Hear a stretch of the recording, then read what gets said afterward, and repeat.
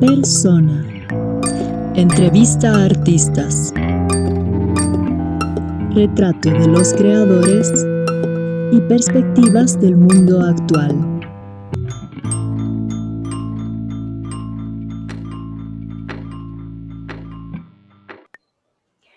Saludos a la audiencia de Antena 1, estamos en los 90.5 y en la web al mundo en www.antena1.com.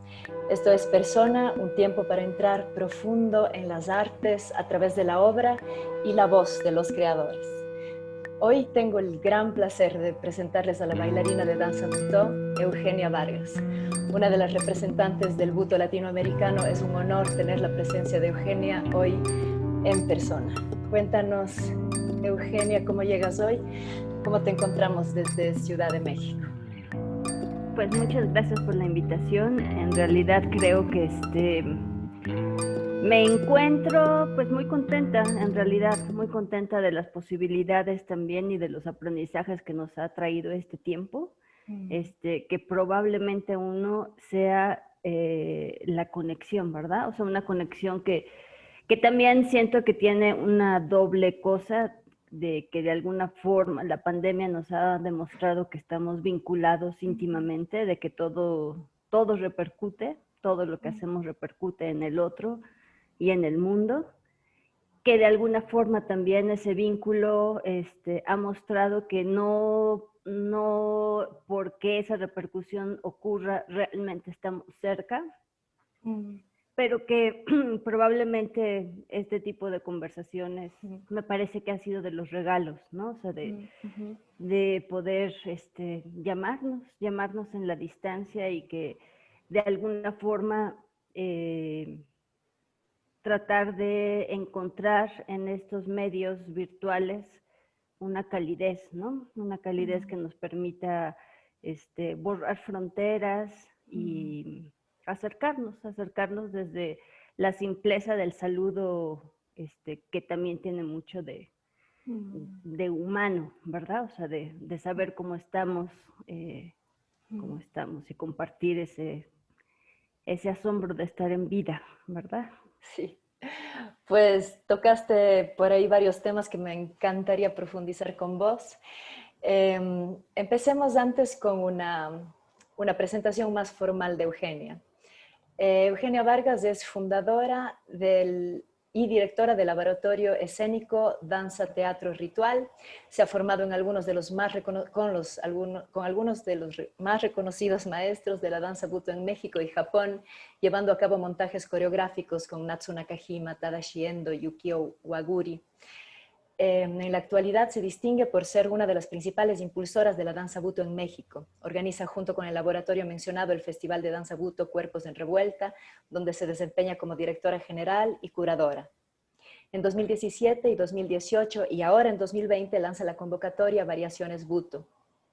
Además ha sido invitada a participar en diferentes encuentros de festivales, entre los que destacan Festival Cuerpo al Descubierto, Festival Internacional FIBUTO Chile, Festival Internacional de Butó y Expresiones Contemporáneas de Guadalajara, Perspectives on Hishikata Research Collective en Akita 2017 y en Tokio 2015, Embajada en México, en Japón, Tokio 2017, Atisbos de la Sombra, un panorama del Butó en México, Ciudad de México 2017, Sí, Tohoku 2015, Aomori, Japón, Festival Internacional de Danza Contemporánea Morelia 2015 y Festival Internacional de Danza Butó en el Museo Ex Teresa Arte Actual 2013. Es pionera en impartir cursos de butó en los talleres libres de la UNAM y UBA y dicta el taller experimental de danza butó e improvisación desde el 2008. Se ha presentado en la Ciudad de México, en el interior de la República de México, en Japón, España, Colombia y Chile. Actualmente está desarrollando el proyecto Cartografía Íntima, el Butó, un camino de encuentro, con el apoyo de la prestigiosa beca mexicana FONCA. Y te tenemos acá. Qué honor realmente, Eugenia. Y bien, para empezar a indagar en esta rica biografía y en el quehacer tuyo que nos convoca hoy, es ineludible empezar por esta pregunta, la pregunta que creo que nunca termina de responderse y que me encanta porque cada butoka tiene su perspectiva particular de esto que como el humo nunca se deja atrapar. ¿Qué es la danza butó? Y en este sentido te preguntaría para ti, Eugenia, con toda la bio que leímos, con toda la danza que traes detrás, la que viene delante, para ti, ¿qué es hoy la danza butó? Bueno, me gusta mucho ese añadido que hiciste ahorita, ¿no? De para mí, ¿qué es hoy la danza buto? Porque también siento que la pregunta permanente de qué es el buto tiene pues múltiples respuestas, que eso también es maravilloso. Y que de hecho, antes de entrar a esta conversación, pensaba que sería un proyecto muy hermoso que pudiéramos convocar a mucha gente a tratar de responder esta pregunta, ¿no? Y que creo que sería desde esa confluencia mucho más rico, ¿no? Y bueno, ¿qué es hoy para mí la danza buto? Creo que es un espacio que se erige dentro de la crisis como digamos, un, un terreno que, bueno, voy a decir una plataforma, ¿no? Una plataforma, pero también puede ser como la punta del iceberg, desde donde uno puede lanzar la mirada hacia el horizonte, pero que en realidad el fondo que está sosteniendo eso que se eleva, pues está arraigado o enraizado en lo caótico, en la crisis, en la oscuridad, desde el sentido también de que las raíces pues arraigan en lo profundo, ¿no? En ese lugar donde no hay luz, pero que gracias a que las raíces van hacia lo profundo existe la posibilidad de elevarse, ¿no? Justo sobre ese terreno y lanzar la mirada no solamente hacia el horizonte, sino hacia el cosmos. Entonces siento que el buto es esa raíz que en este momento para mí implica la posibilidad del encuentro, por ejemplo, ¿no? O sea, de seguir preguntando, de seguir compartiendo también, de seguir creando espacios para explorar lo inagotable de una pregunta que creo que también se junta con quién soy, ¿no? ¿Quiénes somos? ¿Cuál es nuestro camino en esta tierra? Y que creo que también el buto, como una filosofía del cuerpo, ¿no?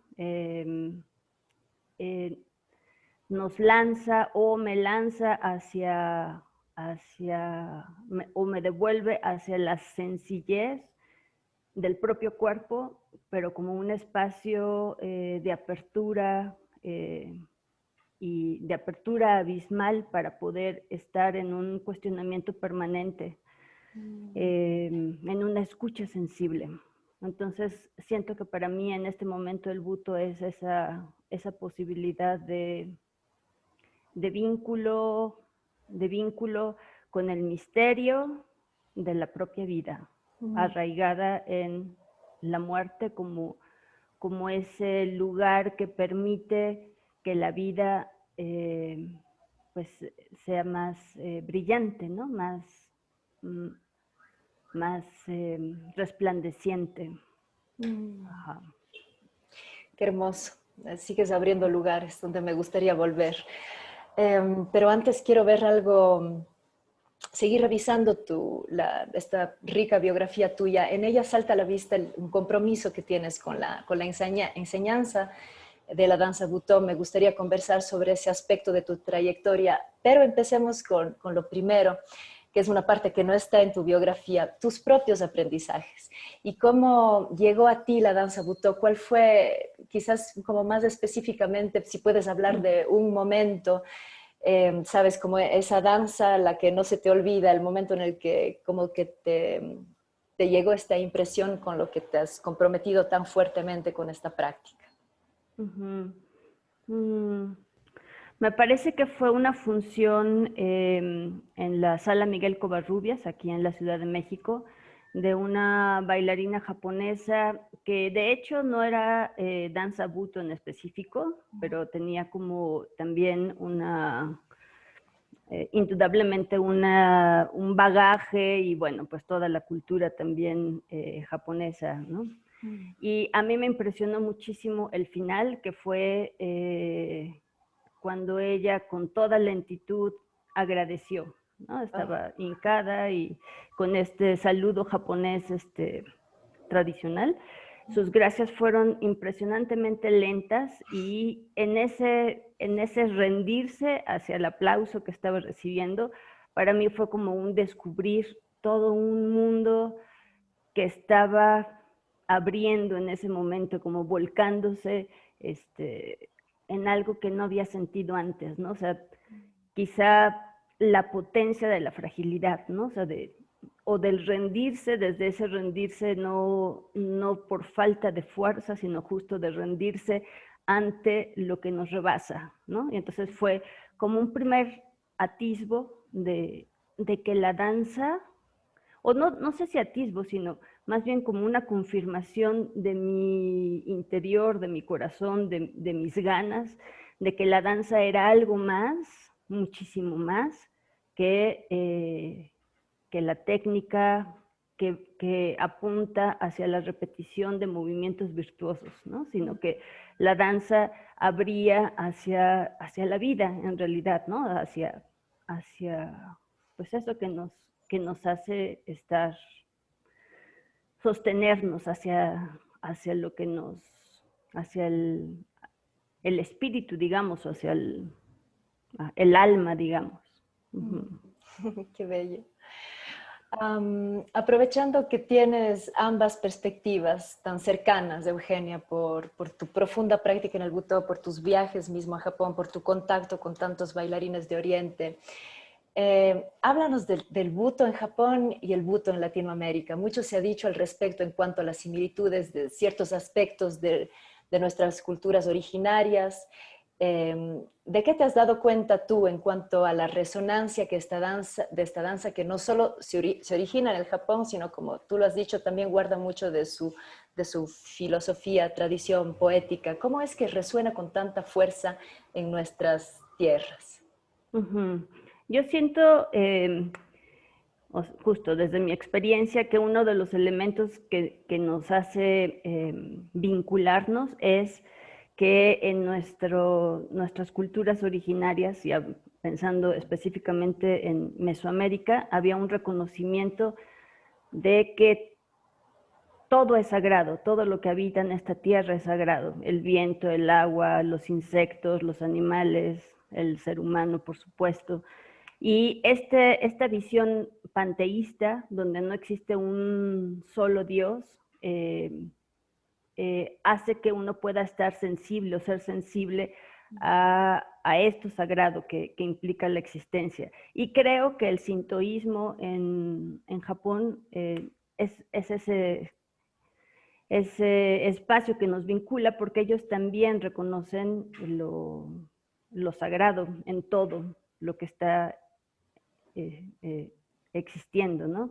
Y que, por ejemplo, en el caso de la fortuna que tuve del tiempo de estar cerca de Natsu Nakajima, para ella, ella me explicaba que, por ejemplo, para un europeo probablemente es más difícil entender ser agua o ser viento o ser humo, porque es otra la concepción y otra la mentalidad, ¿no? Pero que en México para ella era sencillo decir, hay que ser humo porque existía o existe esta posibilidad de reconocimiento de lo otro como importante, y no solamente como importante, sino justo como sagrado. Entonces yo creo que ahí hay un encuentro, y también culturalmente siento que tenemos cosas bastante parecidas desde esta cuestión de digamos, de reconocer al otro, o sea, siempre estamos diciendo por favor, gracias, las cosas en chiquito, ¿no? De los frijolitos y las tortillitas y demás, y también en Japón existe eso, ¿no? Siempre hay una reverencia, ¿no? O sea, una reverencia al otro, un agradecimiento al otro, y creo que también por ahí, ¿no? Y bueno, por supuesto, siento que ahora en México y en Latinoamérica la danza buto ha sido muy importante porque pues tenemos muchas heridas igual, ¿no? Y creo que esta tierra que ha sido tan dolida en muchos aspectos, la forma de empezar a sanar todo ello atraviesa por la danza, creo, ¿no? O sea, por ese lenguaje genio que permite ir hilvanando dulcemente todo aquello que ha sido conmovido, removido, lastimado, ¿no? Ajá. Qué bello. Y con muchos de estos gestos y modos resueno mucho desde la cultura andina. Seguro lo sabes de haber estado en Chile y ojalá te podamos tener acá algún momento. Quiero volver a algo que tú ya empezaste a poner en tu saludo, en la introducción, una reflexión en cuanto al tiempo actual, sin moverme tanto de esta primera parte en la que estamos de ver como los rasgos más generales de la danza butó. Pues volvernos al tiempo actual y mirarlo en cuanto a dos aspectos. En primer lugar, te propongo esta situación, bueno, de pandemia que estamos viviendo a nivel global, que de repente ha traído al cuerpo cotidiano a una situación, digamos, extraordinaria, que es la incertidumbre. No sabemos qué va a pasar. Se nos han caído certezas personales, colectivas y globales a todo nivel, cosa que era impensable hace pocos meses en un mundo en el que todavía estaba regido por narrativas capitalistas y otras lógicas que ante nuestros ojos se van derrumbando, ¿no? Pues este estado de incertidumbre es una condición ineludible para entrar en el estado de danza. Y por otra parte está, por supuesto, el tema de la muerte, de la que hablaste también, siendo que está, a pesar de que esta es la única certeza que en verdad tenemos en la vida, pero curiosamente vivimos sumidos en la ilusión de la eternidad, hasta que solo en eventos como el que estamos atravesando ahora nos recuerdan a la compañera muerte que está hoy tan viva entre nosotros. Es otro elemento fundamental para el butó.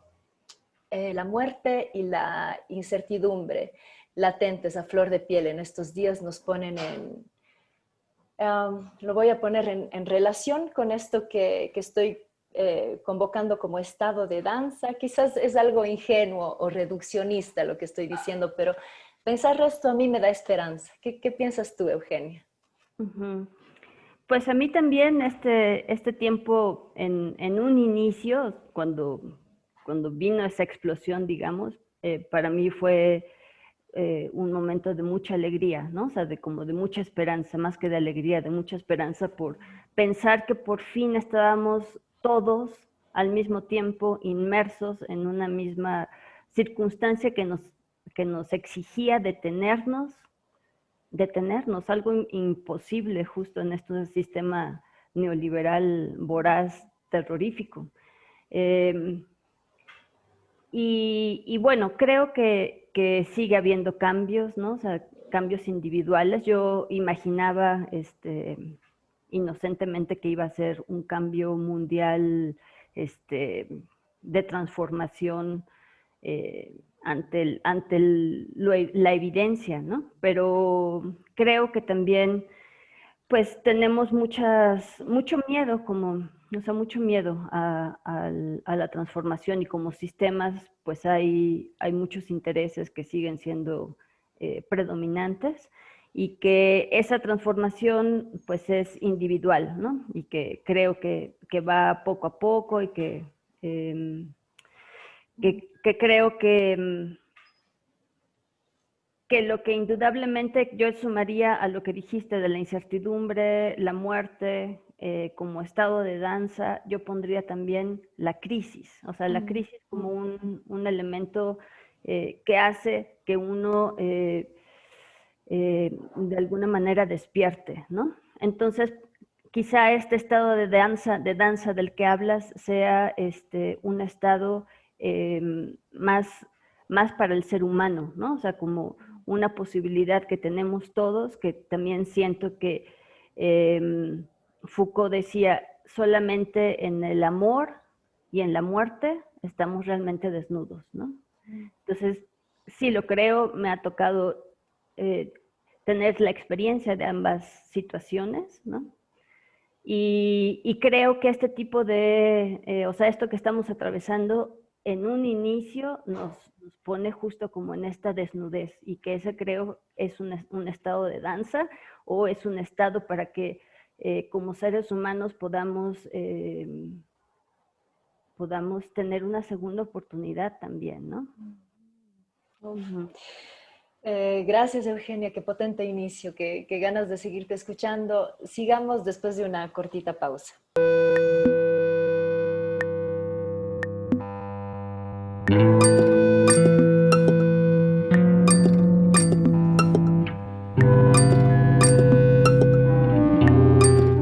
Volvemos con Eugenia Vargas en persona y estamos adentrándonos a tu última creación, Umbría, trilogía de sombras para una intérprete.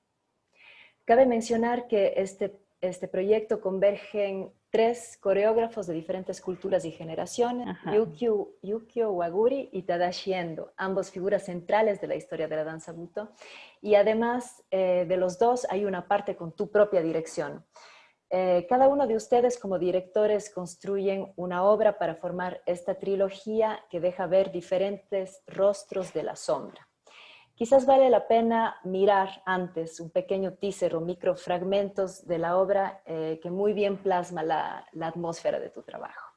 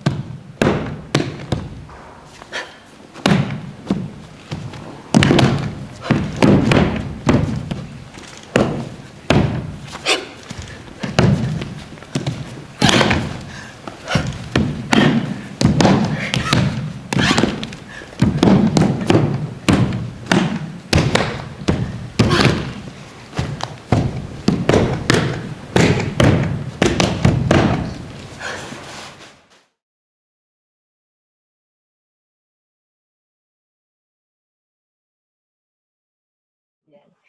Entonces, Eugenia, ¿qué es Umbría? Ujú. Bueno, Umbría surge como una necesidad em, para agradecer, en realidad, ¿no? Creo que em, también fue un regalo que quise hacerme y de alguna manera entonces poderla compartir, que era la celebración de mis 50 años, ¿no? Y entonces, pues, para agradecer esos 50 años, es que empecé a hacer esta invitación primero a Yukio Waguri, el maestro Yukio Waguri y a Tadashi Endo, para lanzarme al ruedo, digamos, ¿no? O sea, porque finalmente también cuando uno está en el ruedo no queda más que sobrevivir, ¿no? Entonces era una forma de exponerme y de agradecer pues el tiempo, ¿no? La vida. Y bueno, pues tuve la fortuna de que tanto Yukio Waguri como Tadashi Endo aceptaron esta invitación de montar una coreografía para mí. Y la elección de ellos partió por la oposición, ¿no? O sea, Tadashi Endo de formación es actor y su trabajo está más relacionado con la línea de Kazu Ono, entonces es más la parte de la improvisación, y Yukio Waguri, pues uno de los alumnos esenciales, medulares de Tatsumi Hijikata, y me interesaba mucho conocer el método Butofu, ¿no? De cómo él podía montar una coreografía desde ese sistema. Entonces para mí fue muy interesante como intérprete vivir ambos procesos, ¿no? Que en el caso de Yukio Waguri todo estaba o todo está definido, todo, cada movimiento, y en el proceso de Tadashi Endo fue una improvisación permanente, ¿no? Incluso hasta el último día en que él estuvo conmigo en ese proceso, siempre decía, ahora vamos a, olvida todo lo que hicimos ayer y vamos a improvisar sobre Wow. esto, ¿no? Entonces, pues sí, muy, muy, muy interesante, ¿no? Y en mi caso, la coreografía que yo hice partió de que vi el fenómeno de unos bebés que nacen envueltos en la bolsa todavía, ¿no? En la placenta. Entonces me impresionó ver esas fotos de bebés que están ya afuera, pero que están todavía sin haber nacido de alguna forma, ¿no? Entonces me pareció que era una metáfora que quedaba muy bien conmigo en ese momento, ¿no? De que hay que volver a nacer siempre, en realidad, ¿no? Para mantenerse vivos y que no solo, o sea, que no basta con haber nacido para realmente estar vivo. Entonces, quise investigar sobre ese estar envuelto en la placenta y tener que romper para salir, ¿no? Y que de alguna forma, creo, estamos permanentemente rompiendo esos límites o esas bolsas, eso que está frente a nosotros para seguir caminando, digamos, ¿no? Y me interesaba mucho la tierra, ¿no? O sea, el barro, entonces utilicé en mi coreografía ese elemento como un elemento simbólico muy importante, ¿no? Porque también siento de alguna forma que la danza es acariciar la tierra, ¿no? Entonces,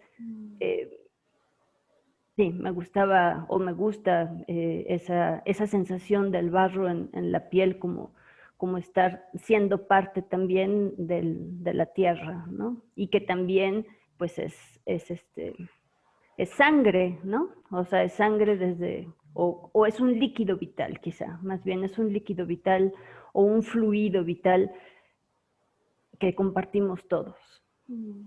Qué hermoso, qué regalazo te diste y nos diste con esa obra.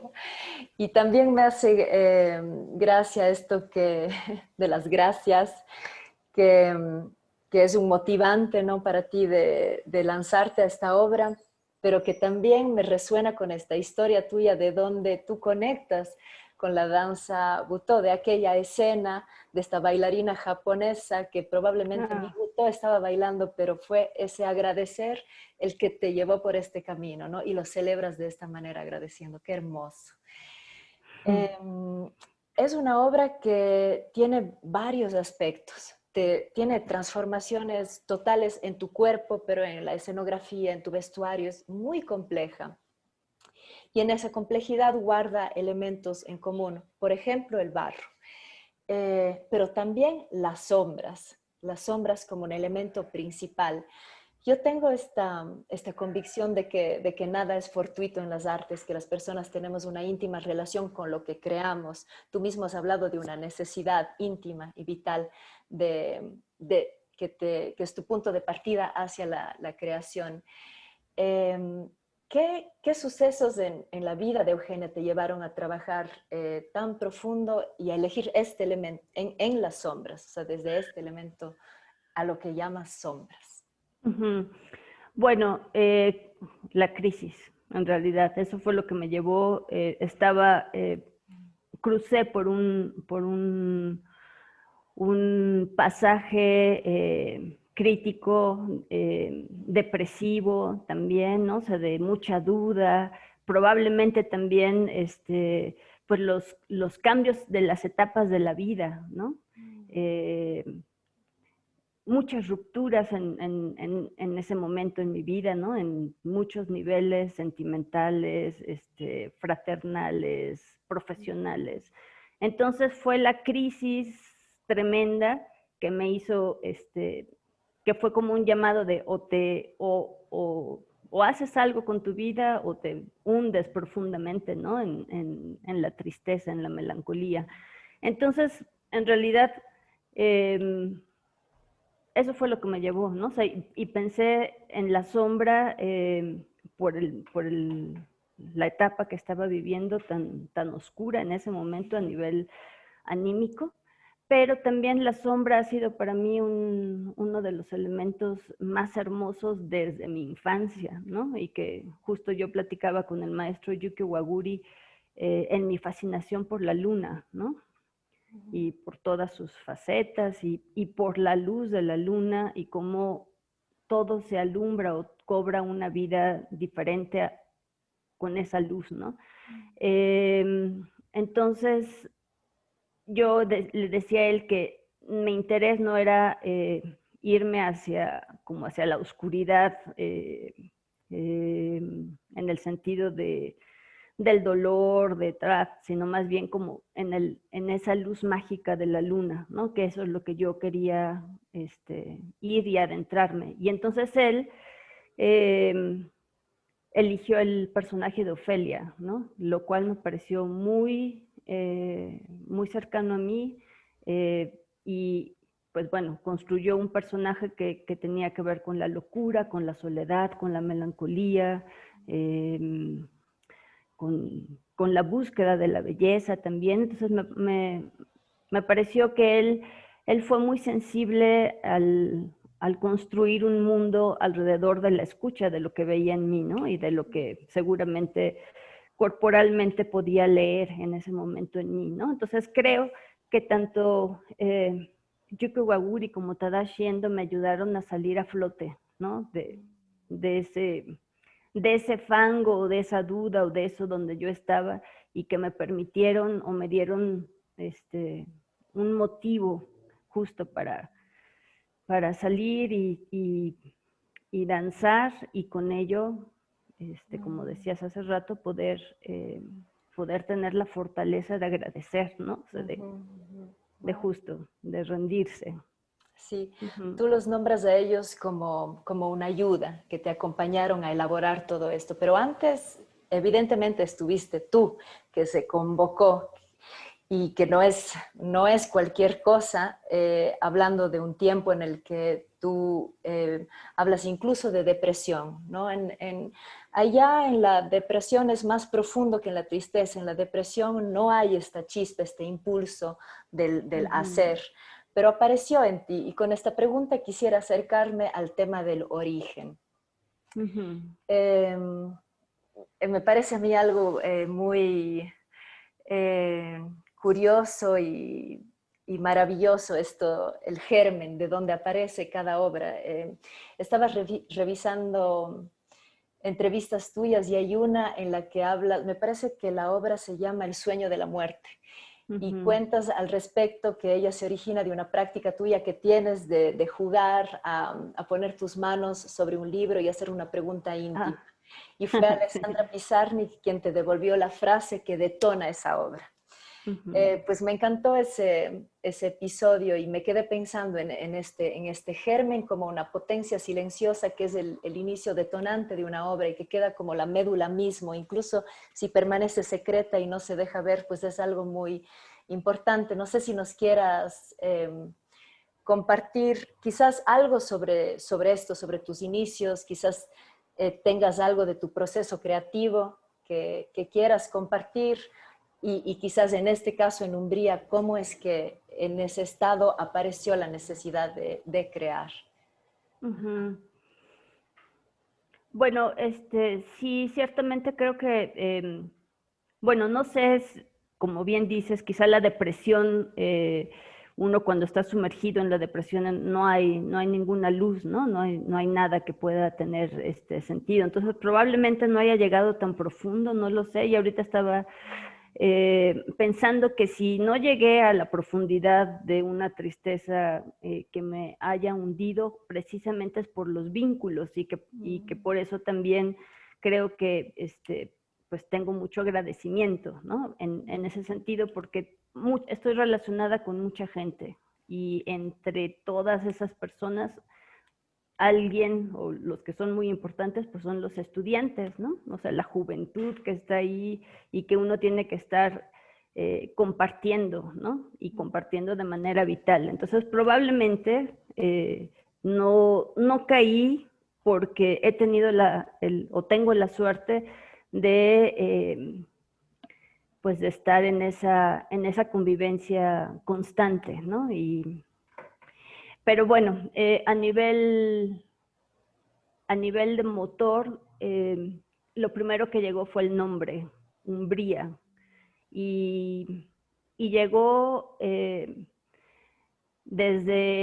o sea, yo cuando vino Umbría fue porque pensaba más en un umbral, no en Umbría, sino en un umbral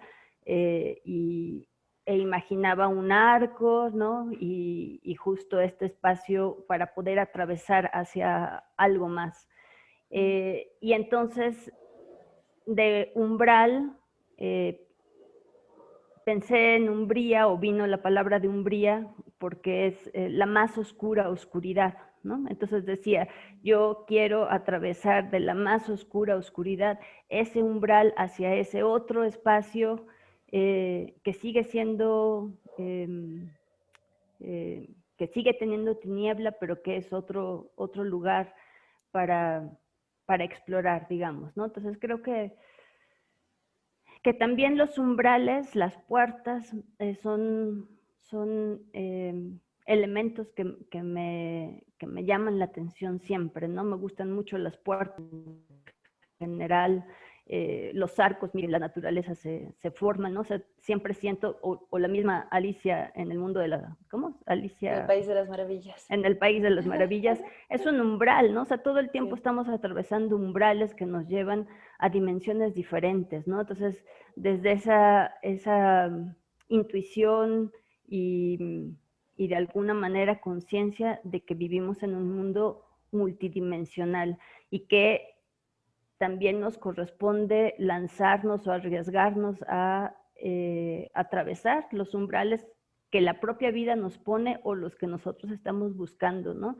Y que quizá no existe la llave para abrir todas las puertas o la puerta que quisiéramos, sino siento más como la invitación que la propia puerta hace para que uno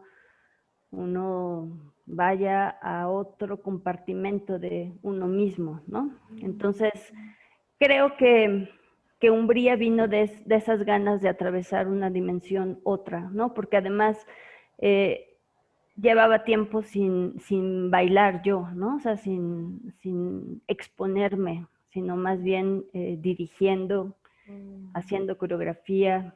Y entonces era esas ganas o esa necesidad, como dije, ¿no? Esa necesidad de exponerme para sobrevivir, ¿no? O sea, para volver a sentir con profundidad en la estancia en esta tierra, ¿no? Entonces, para mí, danzar tiene que ver con una, bueno, evidentemente con el agradecimiento como antorcha, digamos, pero también como una conciencia de la muerte, porque siento también que danzar es aprender a morir de alguna forma, ¿no? Entonces, de ahí vino como, y que también un amigo filósofo me decía que en realidad cuando uno elige un tema o es elegido por un tema, todas nuestras creaciones y toda nuestra vida es un ahondar en ese tema, ¿no? Entonces creo que para mí el tema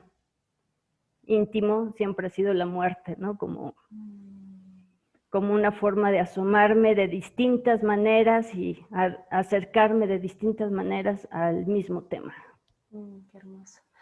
Hablas del umbral, ¿no? Y ahora que hablábamos un poco del origen, del proceso, en el umbral también hay atravesar y pues todas las resonancias que trae, ¿no? Este proceso. Quiero preguntarte sobre, quizás no estamos hablando de una obra terminada, quizás estás transitando todavía este umbral, pero quiero imaginar como qué transformaciones suceden, tanto como en la obra, en ti misma. ¿Qué ha traído Umbría? Y aquí me refiero a Eugenia, sí, creadora también, pero Eugenia persona, Eugenia mujer, a la Eugenia que se encuentra en esa crisis. ¿Qué ha traído a tu vida esta obra? Pues creo que en primer lugar un reconocimiento de mis limitaciones, ¿no? Sí, y también el reconocimiento de ciertos talentos, ¿no?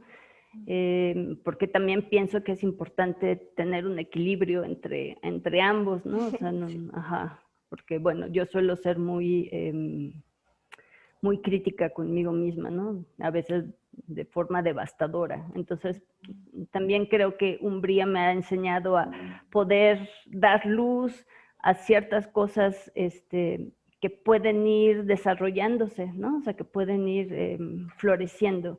Entonces, a mí me ha enseñado a tener más humildad también, creo, ¿no? Porque la exposición es tremenda.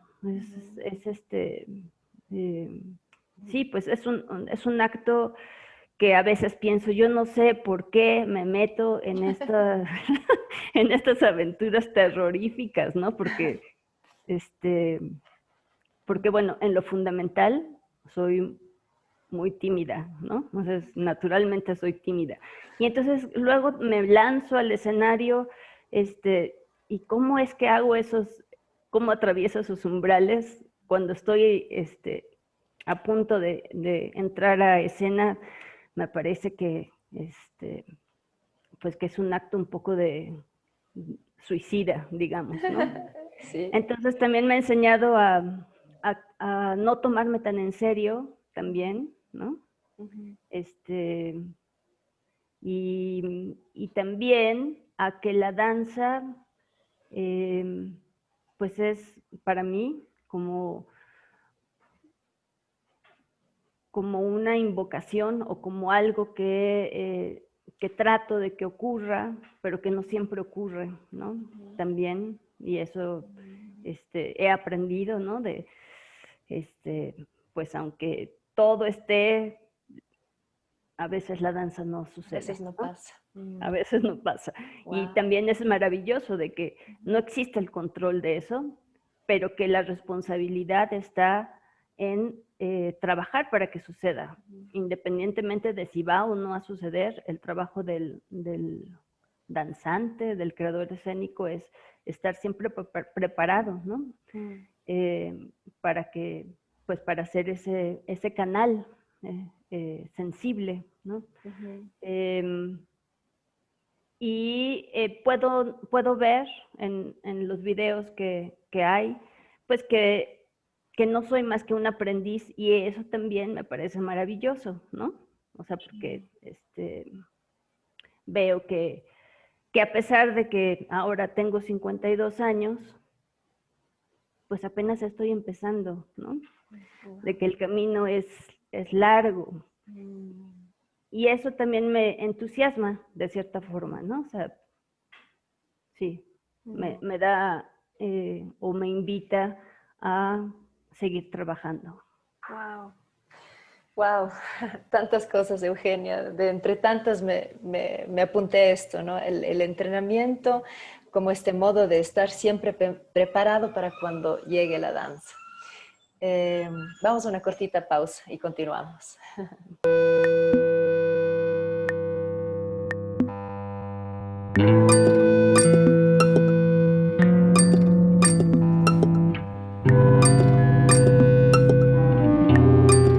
Bien, continuamos con Eugenia Vargas.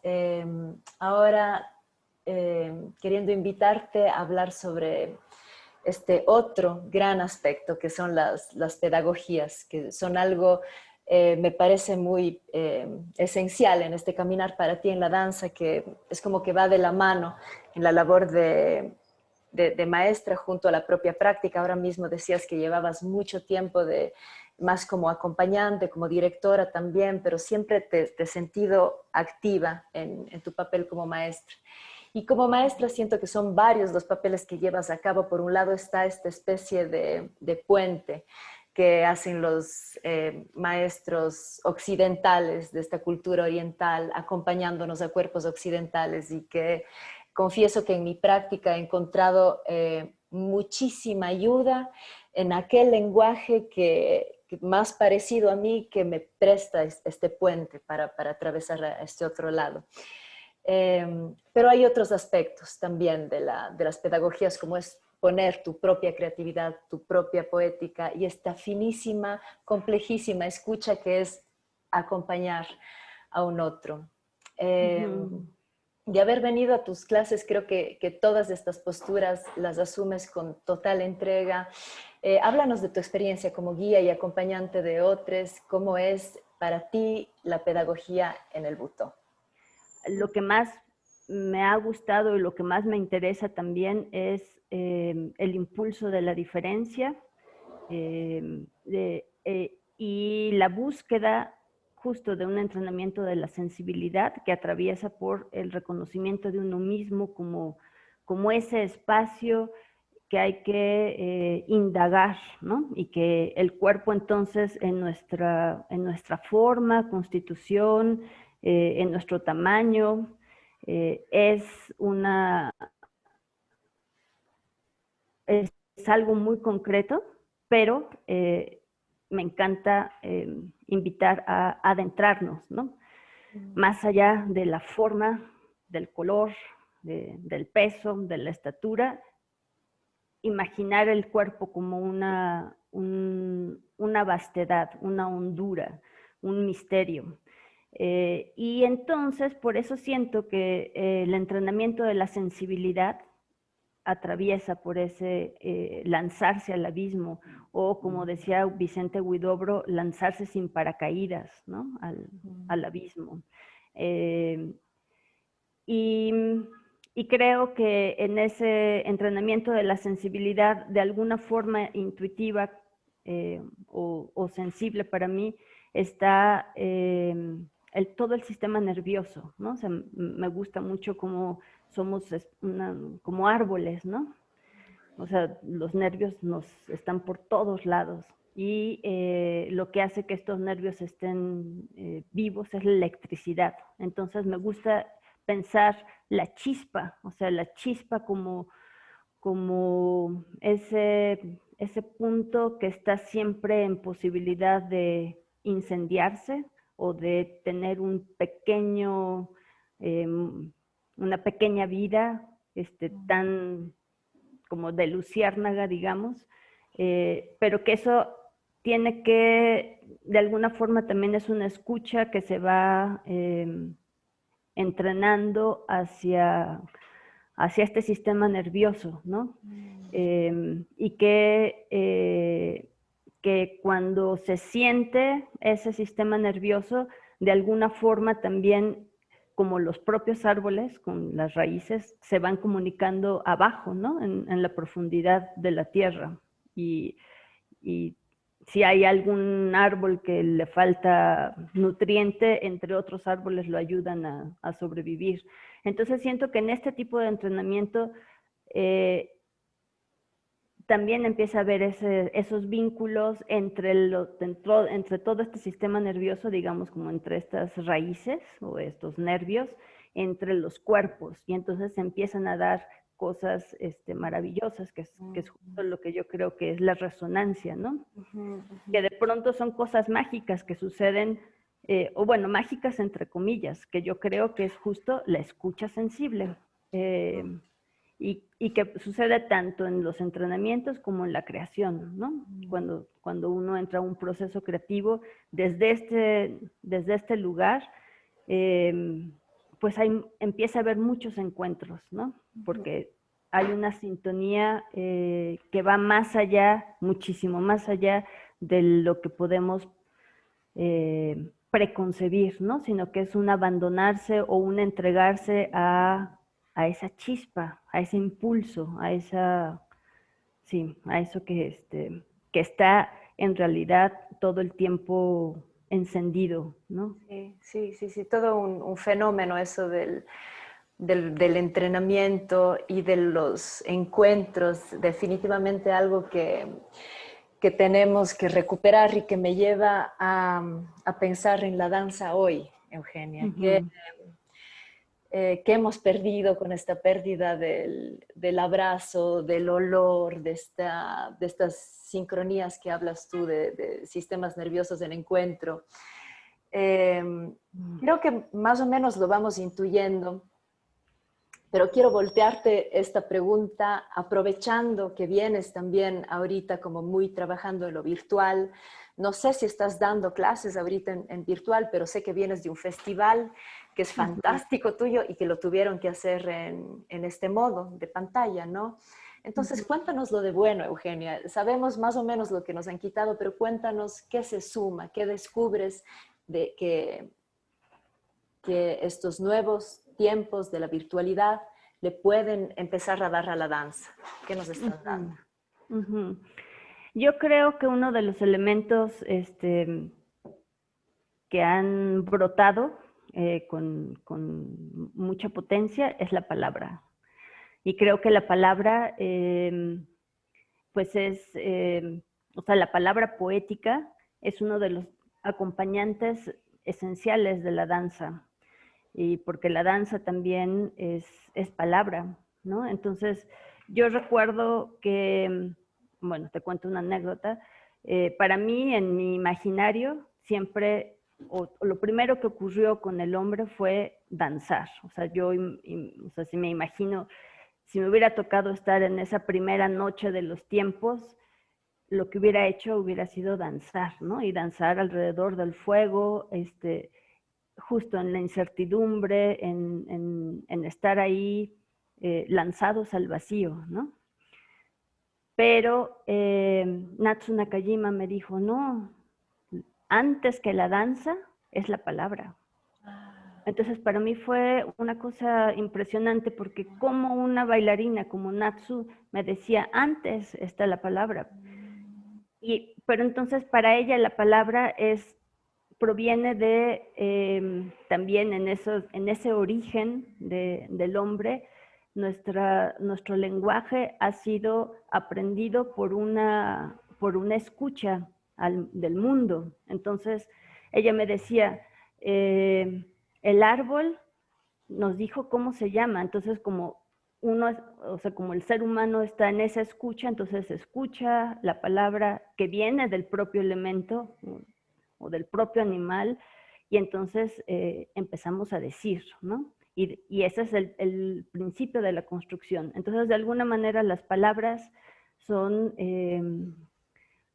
tienen un aliento, un espíritu, un algo que las anima, ¿no? Entonces son, digamos, de este ámbito espiritual que nos atraviesa.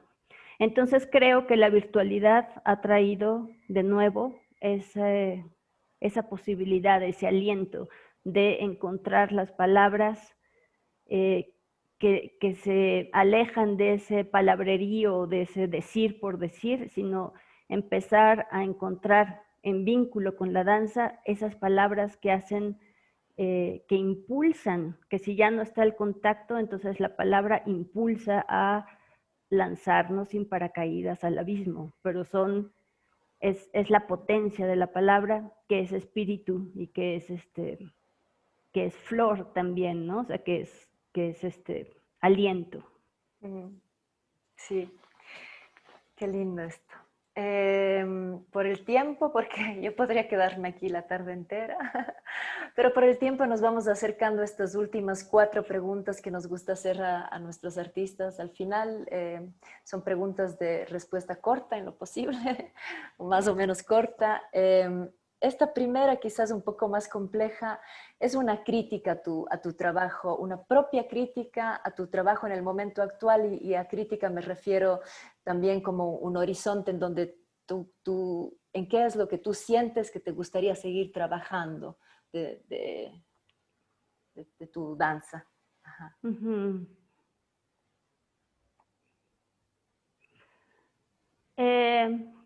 Me gustaría, y bueno, es lo que quiero hacer también, combinar mi ejercicio coreográfico con mi ejercicio como intérprete, ¿no? Porque en realidad han sido etapas diferentes en la vida, en mi vida, ¿no? Y entonces quisiera ahora no divorciar ambas facetas, sino poder vincularlas y ver qué es lo que sucede, ¿no? Sí, creo que eso quizá también me gustaría explorar precisamente en estas nuevas cosas que trae la pandemia, como es la virtualidad, ¿no? De poder integrar elementos más audiovisuales, ¿no? Porque también siento que una de las cosas, así como la palabra trajo este impulso a la danza, o creo que está en ese impulso a la danza, también la imagen, pero la imagen comprendida desde esta cuestión poética. Quisiera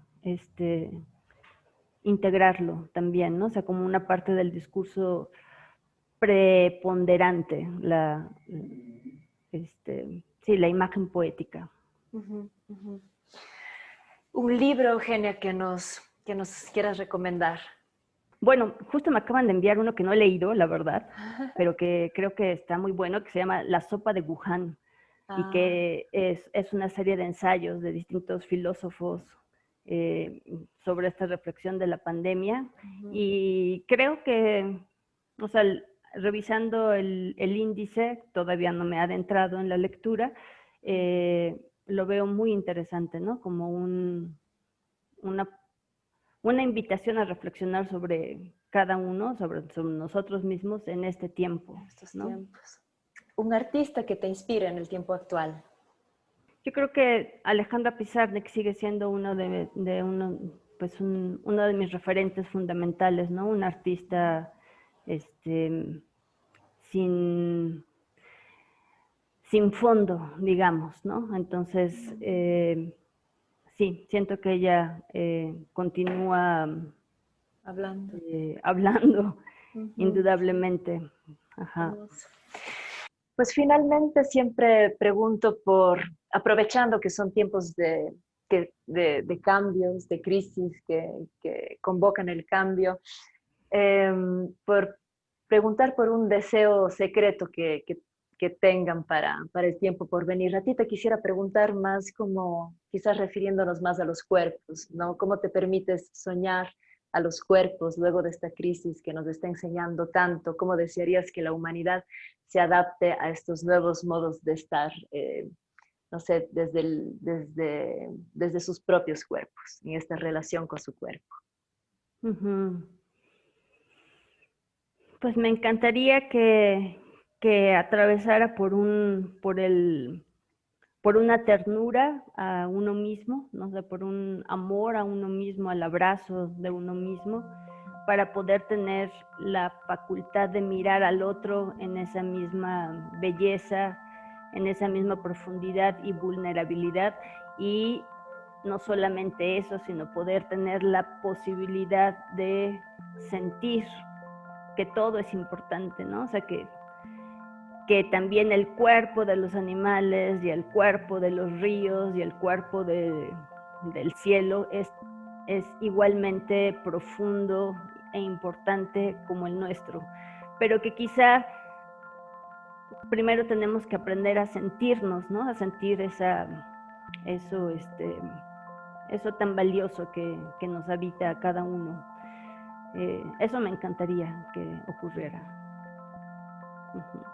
Pues miles de gracias, Eugenia. Ojalá como a mí, a todas y todos quienes nos escuchan, les hayas pegado estas ganas locas de danzar. Mil gracias, gracias a la audiencia por conectar y sigan en sintonía de la antena. Hasta pronto.